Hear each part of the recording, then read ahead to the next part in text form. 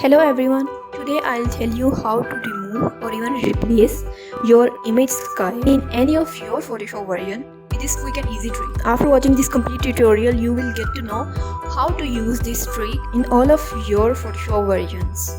So without any delay, let's start. I have given the links in the description so that if you are facing any issues regarding your Photoshop versions, you can download directly from the link. Just select your image and go to edit, and there is given an option which is sky replacement.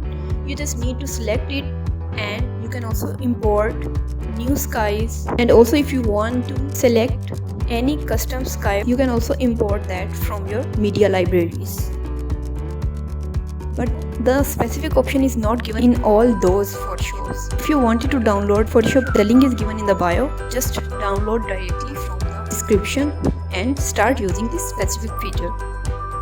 Just hit OK, and that's all. Thank you for watching.